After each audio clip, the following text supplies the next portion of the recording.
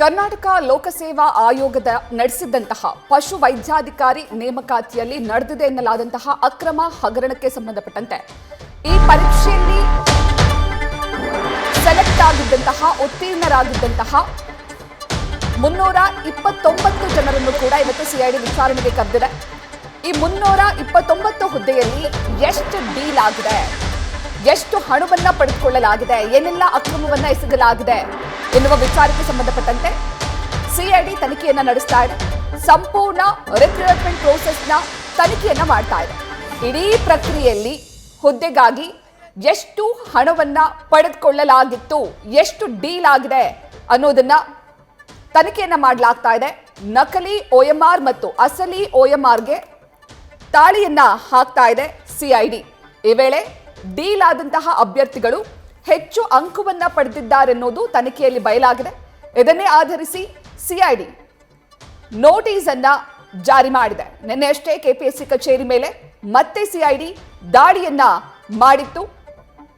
ಇದೀಗ ಈ ಹುದ್ದೆಯಲ್ಲಿ ಪಶು ವೈದ್ಯಾಧಿಕಾರಿ ಪರೀಕ್ಷೆಯಲ್ಲಿ ಉತ್ತೀರ್ಣರಾಗಿರುವಂತಹ 329 ಜನರನ್ನು ಕೂಡ ಇವತ್ತೇ ವಿಚಾರಣೆಗೆ ಹಾಜರಾಗಬೇಕು ಅಂತ ನೋಟಿಸ್ ಅನ್ನ ನೀಡಿದೆ. ಇವತ್ತು ಎಲ್ಲಾ ಅಭ್ಯರ್ಥಿಗಳು ಕೂಡ ವಿಚಾರಣೆಗೆ ಹಾಜರಾಗಬೇಕಾಗಿದೆ. ಈಗಾಗಲೇ 329 ಅಭ್ಯರ್ಥಿಗಳಿಂದಲೂ ಕೂಡ OMR ಶೀಟ್ ಅನ್ನ ಅಂದ್ರೆ OMR ಕಾರ್ಬನ್ ಶೀಟ್ಗಳನ್ನ FSL ರವಾನಿಸಲಾಗಿದೆ. OMR ಶೀಟ್ಗಳನ್ನ ಕಾರ್ಬನ್ ಶೀಟ್ಗಳನ್ನ ತಾಳೆ ಹಾಕಿ ಪರಿಶೀಲಿಸುವ ಉದ್ದೇಶದಿಂದ FSLಗೆ ರವಾನೆಯನ್ನ ಮಾಡಲಾಗಿದೆ. ಒಂದ್ ಕಡೆ ಈ ಪಶು ವೈದ್ಯಾಧಿಕಾರಿ ನೇಮಕಾತಿಯ ಪರೀಕ್ಷೆಯ ಕಂಟ್ರೋಲರ್ ಆಗಿದ್ದಂತಹ ಜ್ಞಾನೇಂದ್ರ ಕುಮಾರ್ಗೆ ಇಡಿ ನೋಟಿಸ್ ಅನ್ನ ಜಾರಿ ಮಾಡಿತ್ತು. ಒಂದು ಕಡೆ ಇಡಿ ಕೂಡ ತನಿಖೆಯನ್ನ ಮಾಡ್ತಾ ಇದೆ. ಕೆಪಿಎಸ್ಸಿ ಮಾಜಿ ಅಧ್ಯಕ್ಷರಾಗಿದ್ದಂತಹ ಶಿವಶಂಕರಪ್ಪ ಸಾಹುಕಾರ್ ಅವರ ಮನೆ ಮೇಲೂ ಕೂಡ ದಾಳಿಯನ್ನ ಮಾಡಿ ಅವರ ಮಗಳ ಮನೆ ಮೇಲೂ ಕೂಡ ದಾಳಿಯನ್ನ ಮಾಡಲಾಗಿತ್ತು. ಸುಮಾರು 28 ಜನರ ಮೇಲೆ ದಾಳಿಯನ್ನ ಮಾಡಲಾಗಿದೆ. ಸದ್ಯ ಈಗ ಸಿಐಡಿ ಪಶು ವೈದ್ಯಾಧಿಕಾರಿ ನೇಮಕಾತಿಯಲ್ಲಿ ಉತ್ತೀರ್ಣರಾದಂತಹ 329 ಅಭ್ಯರ್ಥಿಗಳನ್ನ ಕೂಡ ನೋಟಿಸ್ ಅನ್ನ ನೀಡಿದ್ದು ಇವತ್ತೇ ವಿಚಾರಣೆಗೆ ಹಾಜರಾಗಬೇಕು ಅಂತ ನೋಟಿಸ್ ಅನ್ನ ಕಳುಹಿಸಿದೆ.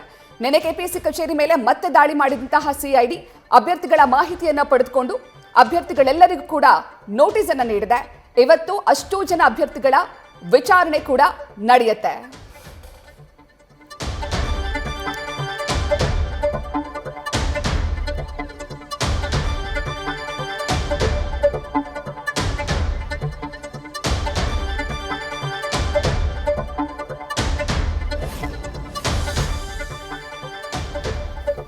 ಇನ್ನು ಕಳೆದ ವರ್ಷದ ಆಗಸ್ಟ್ನಲ್ಲಿ ಸಿಐಡಿ ನೋಟಿಫಿಕೇಶನ್ ಹೊರಡಿಸಿತ್ತು.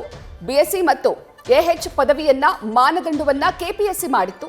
ಆ ಬಳಿಕ ಎಕ್ಸಾಮ್ ಅನ್ನ ಕೆಪಿಎಸ್ಸಿ ನಡೆಸಿತ್ತು. ಪಶು ವೈದ್ಯಾಧಿಕಾರಿ ಪರೀಕ್ಷೆಯನ್ನ ನಡೆಸಿತ್ತು. ಇದೇ ಪರೀಕ್ಷೆಯಲ್ಲಿ ಗೋಲ್ಮಾಲ್ ನಡೆದಿದೆ, ಅಕ್ರಮ ನಡೆದಿದೆ ಎನ್ನುವಂತಹ ಆರೋಪ ಇದು. ಇಡೀ ಪ್ರಕ್ರಿಯೆಯಲ್ಲಿ ಹುದ್ದೆಗಾಗಿ ಡೀಲ್ ನಡೆದಿರೋದು ಸಿಐಡಿ ತನಿಖೆಯಲ್ಲಿ ಬಯಲಾಗಿದೆ.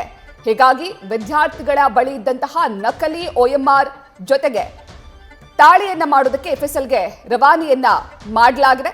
ಈ ವೇಳೆ ಕೆಲ ಡೀಲ್ ಆದಂತಹ ಅಭ್ಯರ್ಥಿಗಳು ಹೆಚ್ಚು ಅಂಕವನ್ನ ಪಡೆದಿದ್ರು ಅನ್ನೋದು ಕೂಡ ಬಯಲಾಗಿದೆ.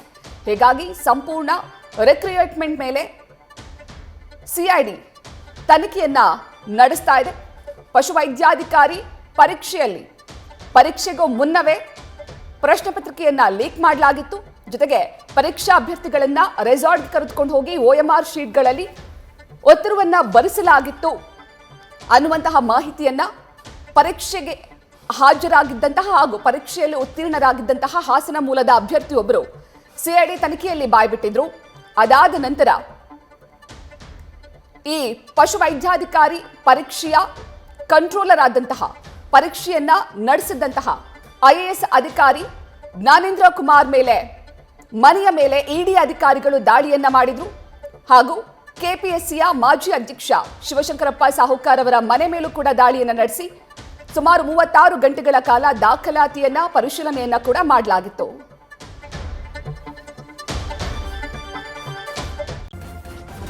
ನ್ಯೂಸ್ ಫಸ್ಟ್ ನಿರ್ಭೀತಿಯಿಂದ ನಿಮ್ಮ ಪರವಾಗಿ.